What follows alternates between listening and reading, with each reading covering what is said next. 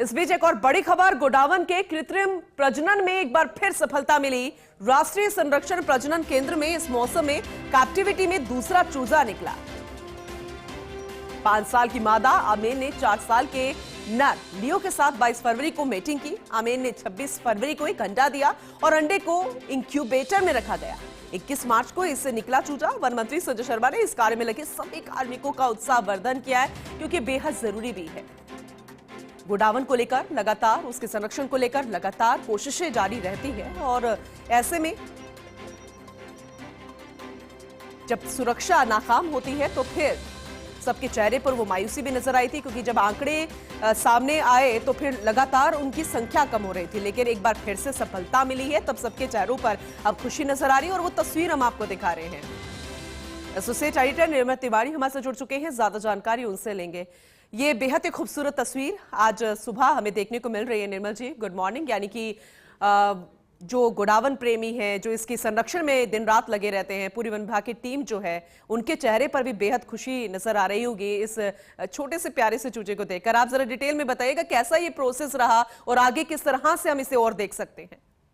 सुप्रभात पूनम। देखिए, निश्चित तौर पर गोडावण को बचाना सिर्फ राजस्थान ही नहीं, पूरे देश की जिम्मेदारी थी और इसमें प्रधानमंत्री नरेंद्र मोदी, केंद्रीय वन पर्यावरण जलवायु परिवर्तन मंत्री भूपेंद्र यादव, प्रदेश के वन मंत्री संजय शर्मा, तमाम सभी का योगदान रहा। सभी की इच्छा थी कि किसी भी तरह से गोडावण को बचाया जाए, गोडावण को संरक्षित किया जाए। इतना खूबसूरत पक्षी है और उसी की वजह से राष्ट्रीय संरक्षण प्रजनन केंद्र जो जैसलमेर में, आपको पता है जिस तरह से ग्रेट इंडियन बस्टर्ड के कंजर्वेशन के लिए वहां पर केंद्र खोला गया, वहां पर कोशिश ये की जा रही थी लगातार कि कैप्टिविटी में किस तरह से कृत्रिम हैचिंग करके अंडे से चूजों को बाहर निकाला जाए, उनको इंक्यूबेटर में रखा जाए और वो तकनीक कामयाब रही।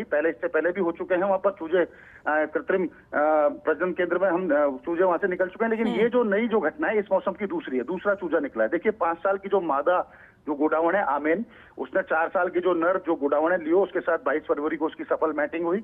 उसके बाद आमेन ने 26 फरवरी को एक अंडा दिया और इस अंडे को वहां की जो टीम है, वहां की जो डेडिकेटेड टीम है पूरी, उसने इसको इंक्यूबेटर में रखा और वहां पर इसको हैचिंग करवाने के प्रयास किए गए। उसका नतीजा निकला कल 21 मार्च को, जब विश्व वानिकी दिवस था। जब एक तरफ हम राजस्थान इंटरनेशनल सेंटर के अंदर विश्व वानिकी दिवस को सेलिब्रेट कर रहे थे, दूसरी तरफ वहां की जो टीम थी, जो ग्रेट इंडियन बस्टर्ड के जो आर्टिफिशियल हैचिंग में लगी, उस टीम को सफलता मिली और निश्चित तौर पर बहुत कामयाब ये रहा। और दूसरा जो चूजा है वो कल अंडे से बाहर आया, जो कि पूरी तरह से स्वस्थ है और सही दिशा में आगे भी बढ़ रहा है। और वन मंत्री संजय शर्मा ने भी अपनी एक्स पोस्ट पर इसको बधाई दी है पूरी टीम को, जो वहां पर लगी हुई कृत्रिम हैचिंग में गोडावण की में। और देखिए, गोडावण चूंकि लुप्त होती प्रजाति है और गोडावण इतना खूबसूरत पक्षी है, हमारा तो राज्य पक्षी है, इसलिए निश्चित तौर पर हमें बहुत उसका ख्याल भी रखना पड़ता है और कोशिश ये की जा रही है कि गोडावणों की संख्या में ज्यादा से ज्यादा वृद्धि हो।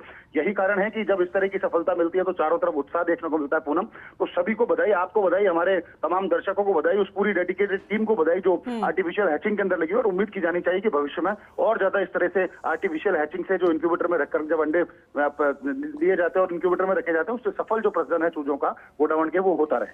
पूनम, ठीक है, आगे भी आपसे हम जानकारी लेते रहेंगे। शुक्रिया फिलहाल इसे विस्तार से बताने के लिए आपका, निर्मल जी।